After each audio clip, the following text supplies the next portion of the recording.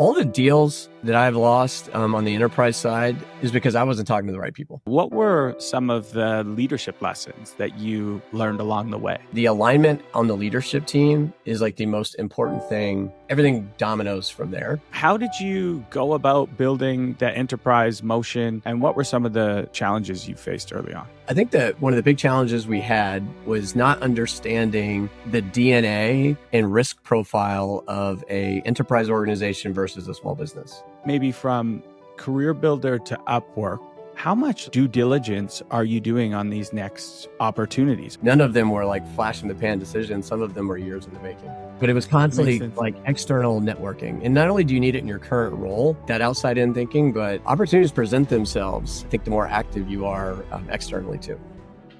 Behind the scenes, it was a small group of people that were doing everything. Welcome back to the GTM podcast. It's your host, Scott Barker. I want to know how this insane growth actually happened.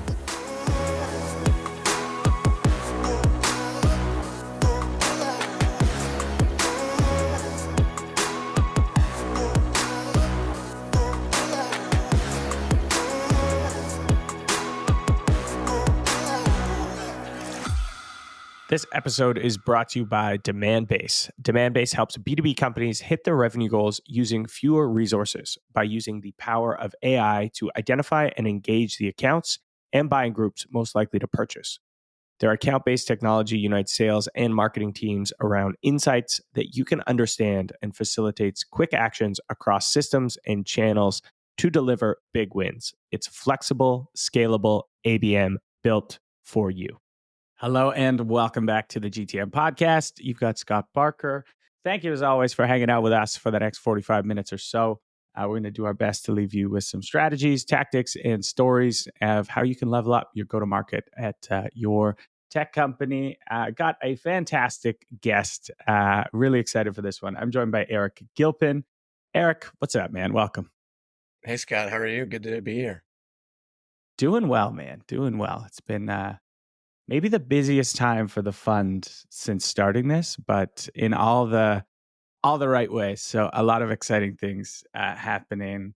Heading down to South by Southwest next week, doing a bunch of events there. It's a lot of fun, man. But I'm excited to hear about your new journey because you just started a new gig 6 months ago. But before we dive into it, I do like to just set the stage for the guests. So Eric Gilpin is currently the Chief Revenue Officer at G2. We all know G2. We all love G2. We all use G2. Most people know, but of course, it's the world's largest and most trusted software marketplace. And this role, you oversee all aspects of G2's revenue generation, including sales, customer success, enablement, partnerships, RevOps, the whole gambit. And you have 20 plus years of experience building and scaling large tech companies.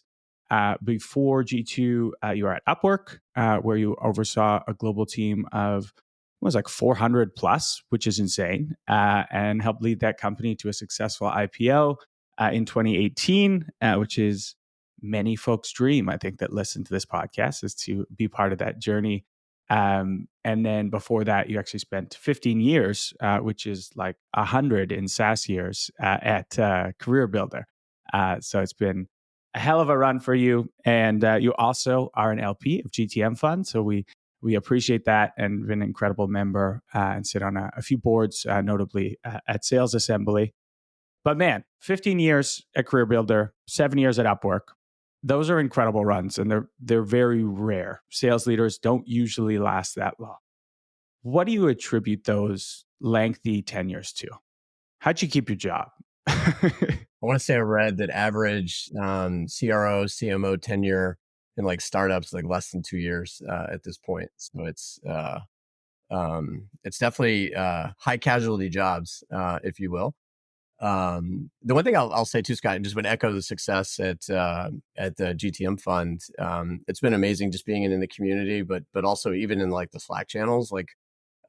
Even as a listener and observer, I feel like I'm learning constantly, from that ecosystem. And so, just kudos to you and team and continue to cheer on the community aspect, that you continue to build. And so thank you again for having me. I think to answer your question, timing has been a big part of it.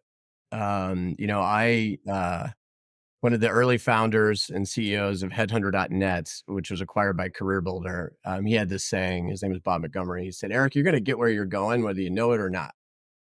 And I never really understood what that meant, but I've interpreted it as this like idea of that, like when opportunity knocks, you need to have like the courage, to answer, but not just answer, but get conviction and like go through the door. And I think the headhunter that got acquired by CareerBuilder, that was timing. I wanted to work for an internet company. I didn't care which one. It was 2001. At the time, the newspaper industry, had a kind of foothold of how organizations attracted talent. And with the rise of the internet, it was like, man, we get to challenge the status quo, help companies, think differently about talent acquisition by leveraging the World Wide Web, at the time. And frankly, I mean, I joined there early on, and I won as a result of that machine. I grew up as an individual seller, got into leadership roles, led a number of different divisions. But timing was a big part of that. But I learned a ton of skills as we went from maybe 10 million in revenue when I got there to close to 900 million when I left. I think Upwork was the very similar kind of experience, but I'd had like a playbook and a DNA of understanding the idea of like future versus business model. The future always wins. And Upwork was a tangent to CareerBuilder, where we were still helping companies acquire talent. We were just doing it in a distributed way and on a contract basis, maybe versus full time. And similar to the newspaper industry, contract employment was also kind of a dinosaur where you've got $500 billion of revenue that's being generated across, call it 100,000 different companies, leveraging the analog model of how companies acquire contract talent. And with the rise of cloud computing and just globalization and the idea that, skills are equally distributed, but opportunity isn't, the idea of being able to connect companies of all sizes with high quality talent faster than ever before was like that same like knock at the door of like, being a part of another wave of change, rooted in like technology and distribution of how companies could do that. But it also had a playbook of how to scale organizations. And here was Upwork that had that same kind of problem statement. Like, we want to bring this to market and apply those. And to your point, we had an incredible run, built an enterprise business essentially from scratch. And today it's, the world's leading platform of how organizations, including the Fortune 100, connect with high quality talent at a scale. When I met Godard, our co-founder and CEO of G2, it was like rare. It was right there in the face again. They've built this amazing marketplace. Buyer behavior has changed. As technology companies scale, they need a way to be able to build trust and transparency and compete on a global kind of platform. And prior to G2, there might have been legacy analog companies like a Gartner or Forrester that allow companies to build brand, but they didn't necessarily go all downstream across all segments. And so by using our own flywheel and network effects and just kind of the global scale that G2 operates, man, I get to help companies think about how they acquire customers, differently. I get to help buyers think about how they procure services. And so it was that same like status quo vision and kind of change agent opportunity. I think I've been successful by like probably picking a lot of really good horses and having some like really good mentors along the way to like help me inspect what I expect on these opportunities. But also, being able to just bring a playbook, based on the company stage of what they needed, and then apply that, of course, make it their own through relevance, based on kind of the uniqueness of the group. But a lot of it is just stealing from a lot of places, building upon that, and just trying to figure out that how do we win as a result of this go-to-market machine, however that looks for organizations. So I'm only 6 months in. I got to get to that 18-month mark or 2-year mark to say that I've done it 3 times. But thrilled to be at G2. Well, there's a lot there that I want to get into.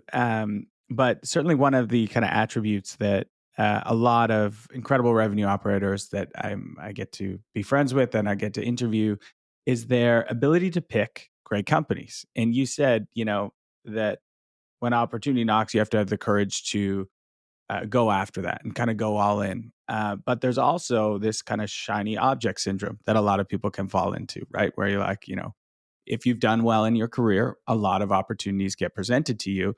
And there's this idea of also having the patience to see something through and get to where you want to go. Walk me through maybe from CareerBuilder to Upwork. How much due diligence are you doing on these next opportunities? Are you taking months? Is it weeks? I think this is often an overlooked part of career success is like you gotta pick correctly. And it's arguably even harder than VC because in VC we can have multiple bets on the table. This is like, I gotta have more than 150% conviction because this is my only bet. How do you get there when you pick a new role? Yeah, totally. I think it's a fascinating question. There's probably a lot of sayings or like adages that I'll probably use in our session here that I've stolen from a lot of folks. But this idea of like your network is your net worth, and every opportunity that I've only had 3 now, but all of them were probably sourced months, if not years, prior. And this idea of constantly trying to stretch like your external learning and uh, like just having like an ongoing like thirst and desire for kind of knowledge in the concentric circles of like where you exist. And I think specifically on the career builder to Upwork journey, it was very serendipitous in the fact that career builder had already acknowledged this market trend on how companies were going to use flexible labor in a different way. And frankly, we were even trying to figure out how to get into those spaces. And so we had a number of MVPs that we were trying to launch at the time. And so I had already been kind of a student of what was Elance and Odesk that became Upwork. And through different networking events, I was able to actually connect with Stefan Kazariel, who's the CEO of Upwork, that had hired me. And so I almost felt like that was like destiny. I'd been trying to build this business internally, and for whatever reason, we had had stops and starts, but had already built kind of passion around it. Already knew who the market leader was, and then through networking, kind of found myself in the room to have the discussion. And frankly, 60 days later, I started that opportunity.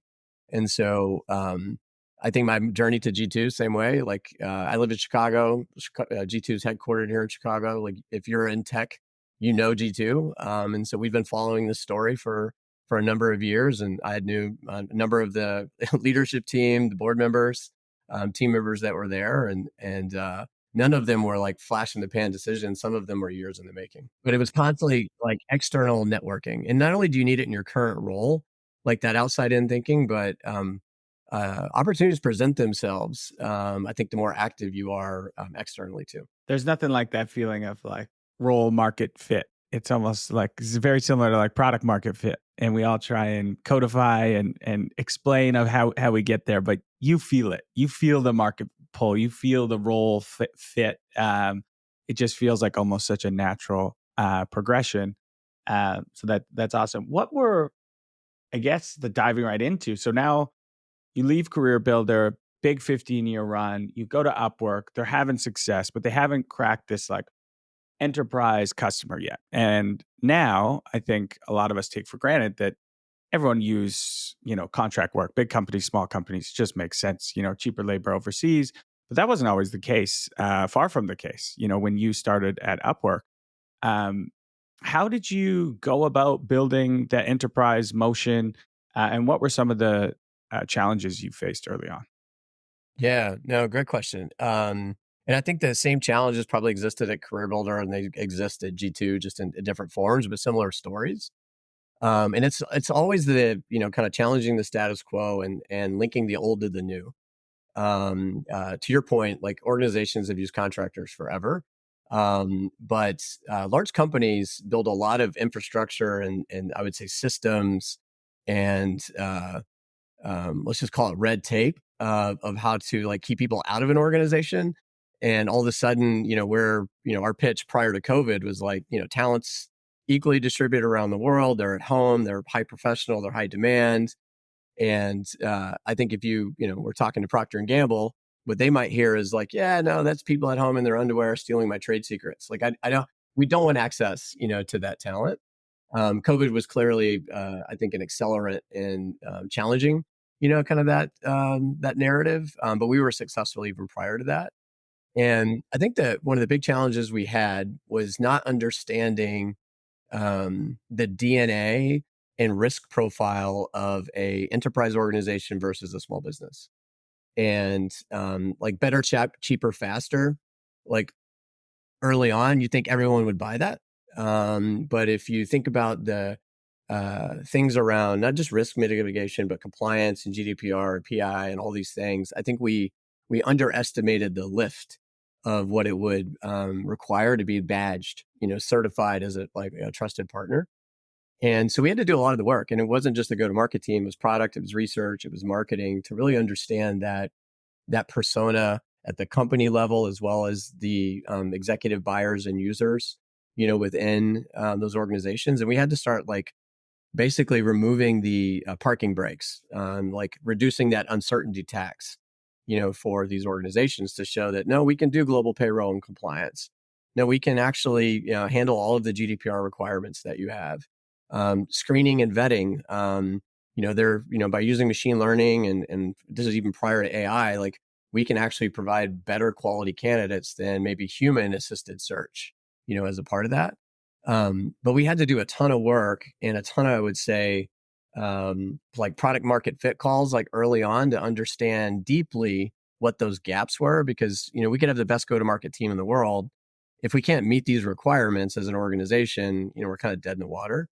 And so I would say the first year was all about searching for product market fit and what were the must-haves in order to drive value for our customers. And then once we got conviction around those and what I would call what the minimum were, I would say then we kind of lit the fire, if you will, on great, let's sign up as many customers. We had a milestone of let's get to 100 enterprise customers because we knew we would learn quickly on what it would take to get to the next 500.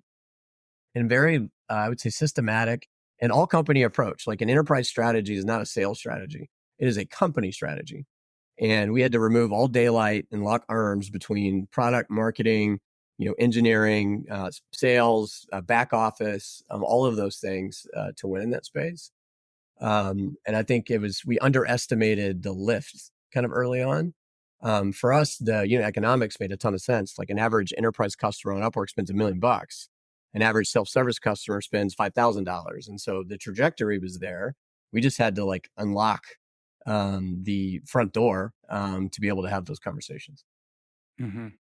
So I think that's something that's often overlooked when folks are trying to break into the enterprise. I've seen this firsthand a couple times, and you put it really, really well, is that an enterprise strategy is not a sales strategy. It's a company strategy. And, I remember times at Outreach where we would go and we would talk to this customer that maybe we've talked to before, and you look back in the CRM and why we lost the deal before, and it was a product and a functionality issue, not a go-to-market issue. And then we'd look and be like, we haven't fixed that yet. What are we doing in another sales cycle that's going to cost a lot of money, a lot of people's time? It's our whole exec team is going to get around this. Like the cost of going and doing this versus fixing the thing and then going is massive. And I think it's often overlooked because people think of it as a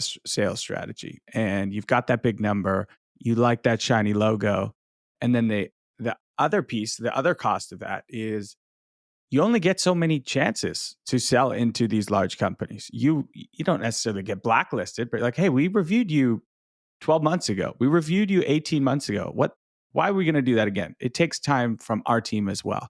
How do you, I guess, coach your reps, your team to take that broader look when there's staring down the barrel at a really sexy logo that you might not be able to support yet? Yeah, well, in enterprise, I think is it's a buzzword and also like a trigger word in some ways.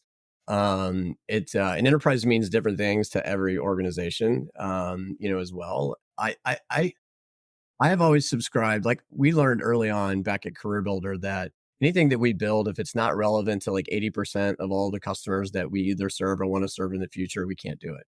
regardless of the value of that unique customer, because it just doesn't scale. And I think that discipline has carried with me, both at Upwork and here at G2, because there's a lot of things that customers are going to want you to do. And if you want to have like really strong alignment with product and marketing and your internal partners, like having conviction around scale and being able to replicate those efforts is really important. The one thing I would also say about if you're starting it is like, you got to have balance. Like you can't build it. It's like the Field of Dreams deal. You can't try to seek perfection, because obviously the enemy of progress. But you also can't go to market with nothing. And, I think by setting milestones of like, hey, we want to get to 100 customers and we want to learn. And maybe that 100 milestone means we're not going to like match light a bunch of like paid marketing. We're going to be pretty lean on like how our sales kind of go to market. We're going to have like one squad or scrum team on the product, type thing before we go all in. I think a lot of companies, they might not hit whatever that early milestone is. They get a couple signals and they go all in.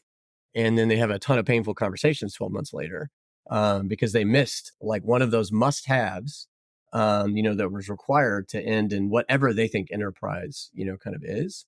And so I think it's by setting up like smart goals and like stage gates, so you can learn as fast as possible, is definitely, kind of key to success. But also understanding that, like replication and like scale and predictability is also going to be important. And so, um, I've had to say no to, deals in my career that were 20, 30, 40, 50 million bucks, um, just because we wouldn't be able to do them again.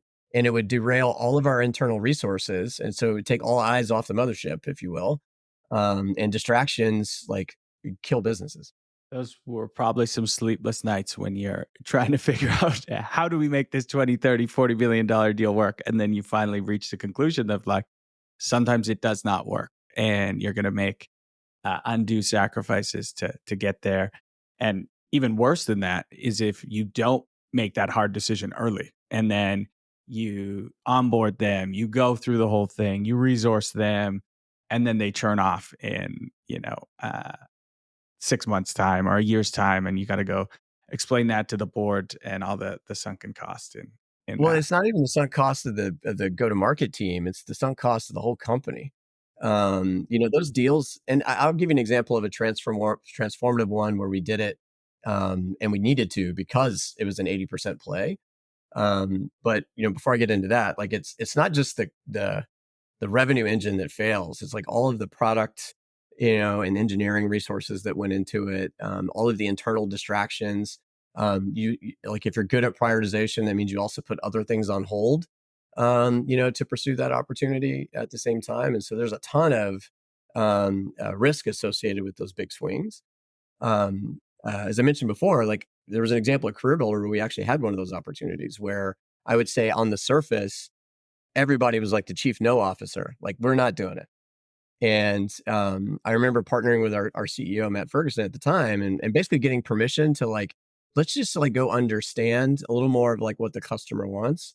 And let's see like how that maps to like other customer needs. And I would say that for the first like 90 days of the project, everyone was trying to find a reason why it didn't work. And I knew that I just needed to get more perspectives in the room. And so not just product and engineering, but marketing, but finance. I wanted to get our voice of our current customers to see like what other kind of common themes are we hearing that this solution, may serve. And I learned as I increased perspective, I started moving the needle more. And I was finding more, maybe not hell yeses, but like people that were like, oh, this like could be interesting. And then when you try to map that, kind of opportunity and say, okay, great. Well, how does that align to our 3 to 5 year plan?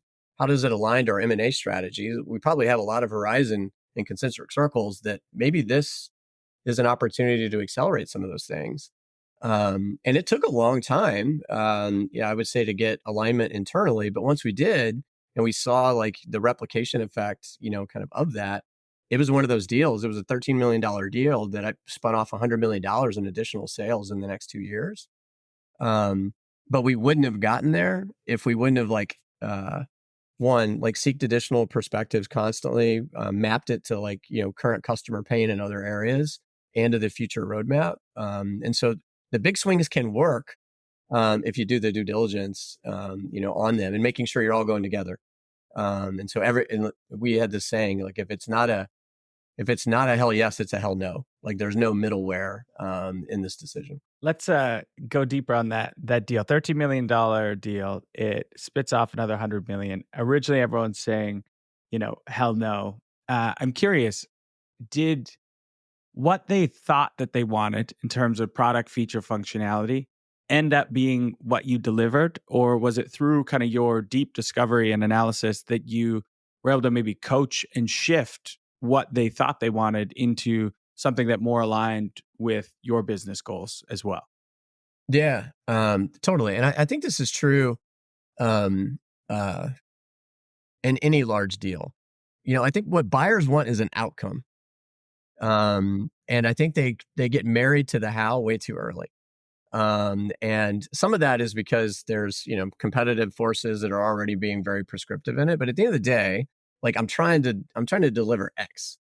And if you go really deep on that problem statement and really understand not only what their outcome is, but like I would say the impact that outcome has not only on their organization, but their teams, the how becomes less concerning because you've already anchored in. If we could do this, it's going to have this impact to your organization.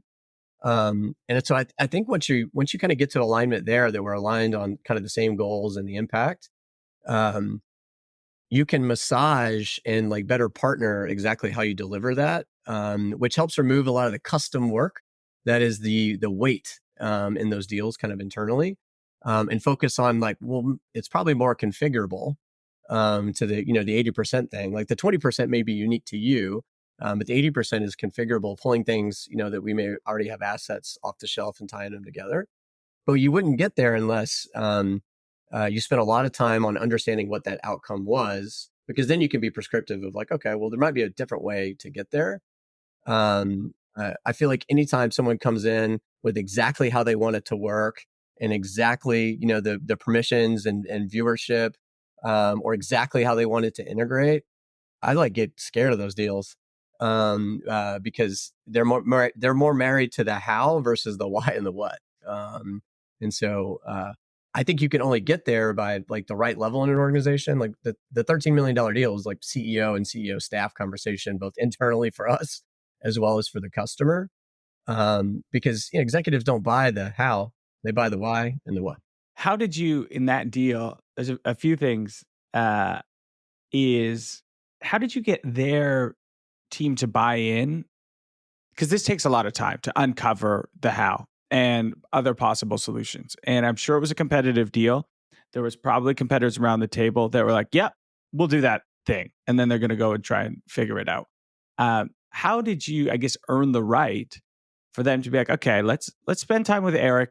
I think he's hearing us. Let's spend some cycles on this, because that is the art part of sales. That's tough to replicate sometimes.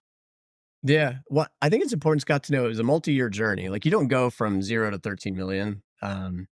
Maybe buy an AWS, but like in normal cycles, you do not. And so we had I would say, call it 3 to 4 year track record of building trust along the way, with that customer on different problem statements. I would also tell you we had a world-class account team. In fact, this story is actually detailed in a book called Deal Storming that was written by an author named Tim Sanders. I think it's chapter 3. And so there was a lot of, I would say, credibility and like value creation for the customer along the way that kept, I would say, like increasing our seat at the table with like, so as this problem became known for them, we were kind of already in, and we definitely had competitors, that were custom shops to some of the largest, software companies in the world, to even some of our traditional kind of competitors. But I think we, earning the right over time and establishing credibility over a multi-year period was key to even like get us a shot at the opportunity. And so there was awareness of our organization within their leadership team. We had a track record of like proving value based on other problem statements that they had shared. We wouldn't have gotten there without, I would say, the relationship, and specifically the seller. Her name's Alyssa. That was the biggest differentiator I think we had in the deal, but it was a multi-year thing that allowed everyone else to get involved. And now looking back, is there anything you do differently? Obviously, it had the right outcome, so you don't want to change too much, but anything you do differently on that specific deal? There's probably a lot of things that we would like do differently. I would say that we could have maybe moved faster internally. Because I was a blocker in the deal early on. I'm like, oh gosh, there's no way. This is going to take forever. And I was probably even a little too slow as like an executive sponsor, to help. And so I about to move faster in accelerating a no or a yes. Like it was probably in the maybe phase too long. And maybes are also terrible. Yeses are great. No's are fantastic too. And so I might have accelerated our accelerated the alignment internally. We were probably slow to respond. The shark was looking at us and like we should have just swam right at it and figured it out quicker. Does that make sense? It does. Yeah, totally. At least you'll get data either way. You get a no, you'll learn from it. You get a yes, you'll learn from it. And then it usually presents another series of yes or no questions to go. Makes sense. Thanks for sharing that deal. That's a big one. I want to shift gears a little bit. So you talked about Alyssa and some of these other great members of your team. You were fortunate enough to have like 400 plus people roll up to you. It's a big task. What were some of the leadership lessons that you learned along the way? How did you get people to follow you into battle in some of these really tough, complex, demanding deals? Yeah. Well, I think it's even one level above the revenue teams. I think companies that have outsized outcomes and winning in whatever market they want to go after. It could be small businesses, it could be global enterprises. The alignment on the leadership team is like the most important thing, like the most important ingredient, I think, because everything dominoes from there. There are two areas of alignment that I think are critical. One is the idea of who we are chasing. And what I mean by that is like, you don't chase your competitors, you chase your customers. And so having like really strong energy and alignment around like, who do we want to serve? And it doesn't matter who, but just like having strong alignment. I feel like revenue orgs break down sometimes because there's a misalignment at the top of who we're chasing as a part of that. So that would be number one, make sure that we're all chasing the same people. And then two, once you decide who you want to chase, that's where you got to come in and remove all daylight, between product marketing and sales of like how we're going to win those customers in concert. One of the things I laugh at a lot today, and I mean it with positive intent, is you can't go a day on LinkedIn or some medium where it's like, well, it's product-led growth, it's marketing-led growth, or it's sales-led growth, or now it's product-led sales. I don't care. It's all growth. And so I don't care who gets credit. Like the only person to get credit should be the customer.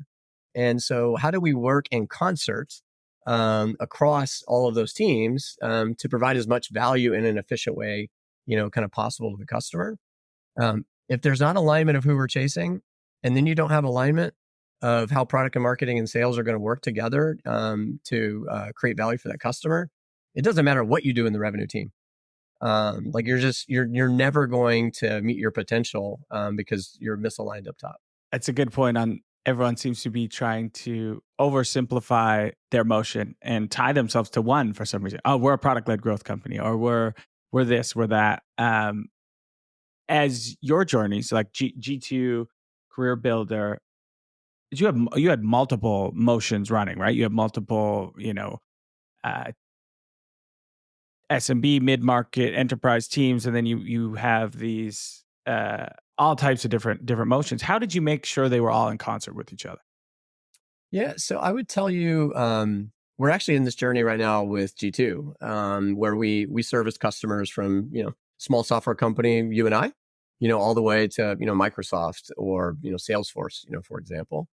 And so I think that if you're aligned on who we're chasing, which we are, We also have strong alignment on, product marketing and revenue, of how we're going to work together.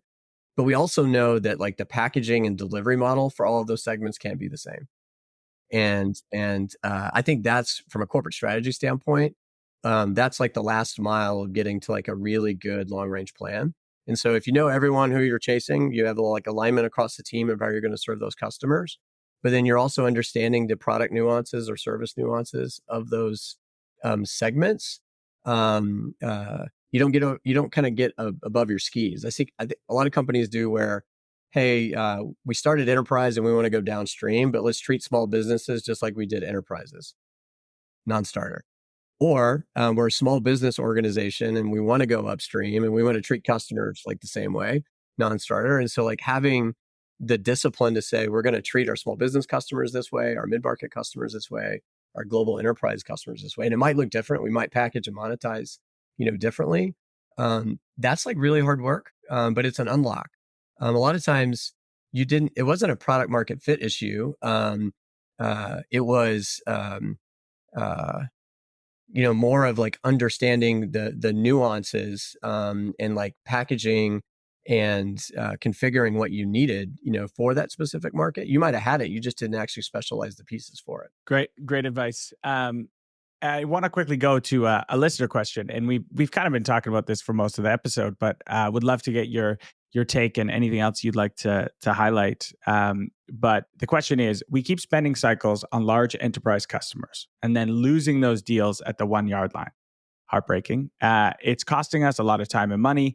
Any advice to improve our win rate at these really large orgs? So it's kind of outlining, to me, it sounds like that example of they're probably nailing it in SMB, and then they're going and approaching these enterprise deals with probably a pretty similar playbook. What advice would you give them? Yeah, well, I would also tell you if you're trying to do it now versus 24 months from now or ago, it's also incredibly different. So this is my opinion, but I've learned it painfully, over the last 23 years or so. All the deals that I've lost on the enterprise side is because I wasn't talking to the right people. And you had like bottoms up selling, which product led growth is a great example of how you kind of drive kind of usage to drive scale. You've also got like tops down selling where go way back selling DeVito style and like you want to talk to the most senior executive in the team. I think in order to win enterprise deals today, especially high 7-figure or even high 6-figure deals, you got to be able to do both. And understanding not only the economic buyer but the entire committee of like where your tool or solution is going to be either influenced or roadblocked, and making sure that you can't let the tail wag the dog, but you can't get I would say the deal approved without some sort of executive sponsor at the same time. And that motion is actually really difficult, to be able to have the executive alignment, but then also have kind of that entire buying committee all the way down to users kind of aligned to those solutions. And I feel like usually when I've lost a deal, I've either talked to the executive and he or she is like all in on it. And then as they want to deploy it, everyone loses their minds, because they don't want to do it. It's change, or maybe they love the incumbent or whatever. Or on the flip side, like we've done everything that we can, everyone loves us. And then that deal is said no to us by someone that we've never even met or who we knew were in the process.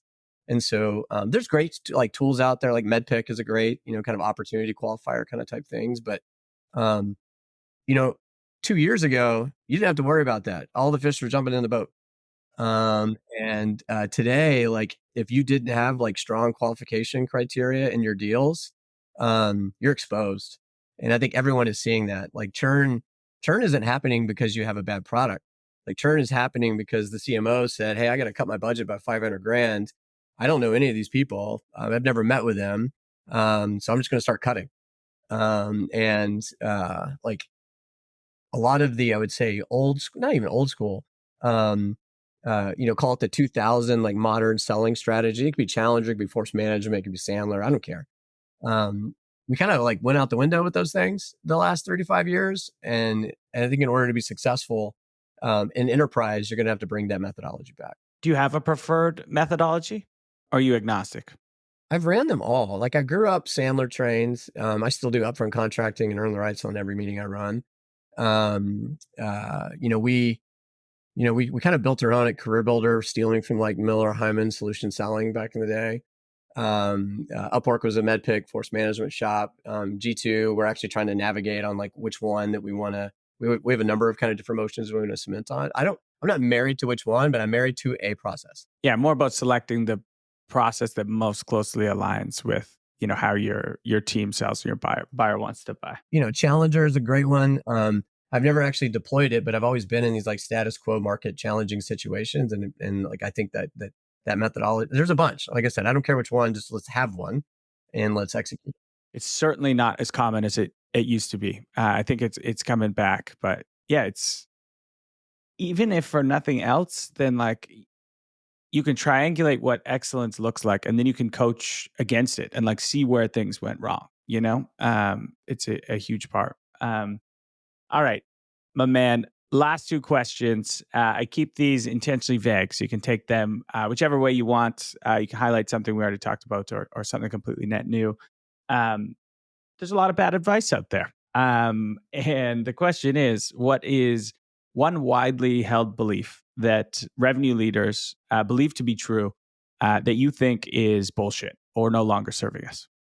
I don't think it's only relevant to revenue leaders. I think it's relevant to all leaders, and especially CEOs. And I love my CEO, by the way. Just to make that clear. Goddard's awesome. Yeah. I think there's this belief that as we grow and we have a lot of people, that means we can do like a lot more things. And what I mean by that specifically is that this idea of you can have like multiple priorities is just bullshit, in my opinion. Like at the extreme example, there's a great book called The One Thing, and I think Gary Keller, the author, he basically says if you try to like chase two rabbits, you won't catch either one of them. And in every organization that I've been a part of, like you go through these phases of where like ruthless prioritization didn't exist, and it slows you down. And I think, in fact, I just finished Amp It Up, Frank Slootman's book about his run at ServiceNow and Snowflake, and prioritization and focus is a big part of that. In fact, there's a great YouTube video out that had like Warren Buffett and Bill Gates, and they asked like, what was the like number one contributing factor to your success, and it was focus. And I think as companies scale, they tend to just take on too many things at once, and they get distracted. And I've learned painfully, and try to be a good challenger, in our revenue teams about what we want to sign up for, as a leader on the ELT, what we want to sign up for. But just thinking because you're bigger, you can do more things, I think is a trap. I think it's a really, really good call out. And it makes sense, right? Though, from a leader's perspective, you're like, hey, we got 50 people on this initiative. Let's hire 50 more and we'll do this initiative and we'll be able to accomplish them both. But then sometimes you're just, going in circles because the priorities are almost competing against each other or detracting. Well, everyone talks about like tech debt, but like it's not just tech debt. Like it's emotional baggage too, that you create for your employees because they don't know what to do, because they're chasing so many things. So yeah, that was one of the things I loved back in the day. It was so cut and dry when I was running BD teams of what focus would do. And on the last day of a quarter, when any rep were like one or two opportunities away from, hitting their goal, the amount of focus that would come, and magically every time they hit it. And it was purely because they were 100% focused on that outcome that day. And it would happen almost like clockwork, like every time. And you're like, just imagine if you had that level of focus every single day, where you would be at, Ironically, I was on a pipeline meeting yesterday, and so our calendar, our fiscal year ended January 31. And if you look at that last week of the year, like our BDR production was like through the roof. And everyone's like, it was a crazy good week. And I immediately go, why can't every week look like this? Yeah. With that focus, it could. Like the only thing is just a re-energize and a exact focus on exactly what needs to get done, and then in like an immediate reward almost. But yeah, one other thing on that too is, you hear, especially right now, you hear about efficiency, and I hate efficiency, because in my Ooh, mind, that's a hot take. Say that again. I'm gonna put that on social media, and everyone's gonna roast you. I'm well, kidding. no, all right, well, hold on, let me defend myself real quick. I'm joking. So if you think of efficiency as like uh, doing things like the right way and in an efficient way, like, okay, cool. But I would rather be effective. And what I mean by that is like doing the right things in the right order. And I think you can be efficient, but if you don't respect the domino or multiplier effect of like decisions in order, you're not effective. And so, if you can understand like where you want to get leverage and then prioritize like what are the most important things to be able to topple over to like create that multiplier effect, that is cool. I think everyone's just looking for efficiency. I'm like, no, I'm in search of effectiveness.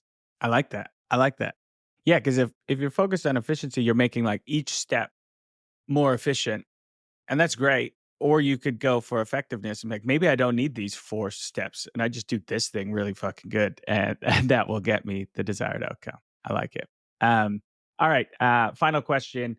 Tough times out there. Hopefully they're getting better, but it's hard. Everyone's looking for things that are actually working. What is one tactic strategy on the go-to-market side of the house that's been working for G2 these days? Yeah, I would tell you that it kind of goes back to um, the methodology thing. Uh,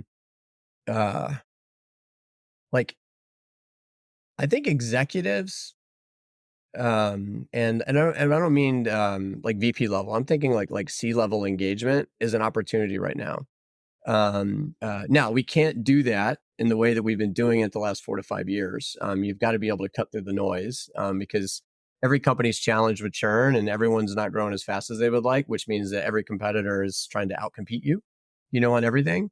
But I think that a lot of folks are still running the old plays, and slowing down to do a little bit of research, to being able to connect the dots. And I'm not talking about personalization. Being a student of your prospect or customer can actually go like a really long way.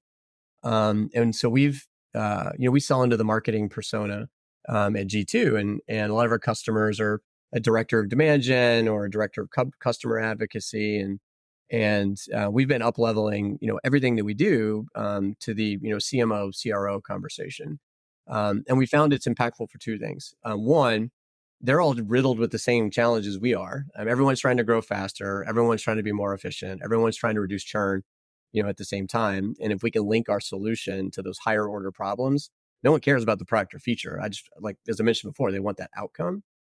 And I've even seen it on my end. The amount of thoughtful research. And I remember you and I on a session when I talked about this in Chicago, where I kind of went like over nuts on just like how inefficient it's only gotten worse. But the amount of thoughtful outreach that I get to engage with me as a multi-million-dollar budget holder, especially within our tech stack, is like zero. Everything is on the Ron Popeil, set it and forget it, just like run me through a cadence. But like if you just took 2 minutes and looked at my LinkedIn feed, you know exactly like what we're talking about at G2 and what we're passionate about. And we need help. Like we need our partners and vendors to help us out, but it's almost like we've like given up on trying to be relevant. And I just don't think it'll work. And something we've been leaning into a lot the last quarter, and it's really having outsized results because no one's doing it. You can actually, if you want to stand out, take the time to stand out. And not just blanket personalization. I think like a big missing piece maybe for that not happening is I don't think we've done a good enough job teaching our BDRs, entry level folks, like just business acumen so that they can show up in a relevant way. I don't know if it's necessarily their fault, right? It's like we need to do a better job explaining our customers business to them and how they actually think. I think is a missing component in fairness to SDRs out there trying to hit their number. And I mean, I grew up in that role. Like I was a prospector. We didn't have BDR. I was a prospector. That was my title. And then you see it like in all the data of like the first year fail rates of like BDRs and SDRs into AEs. And that's because we're not teaching them like the most important thing that they're going to need to be able to do, even discovery.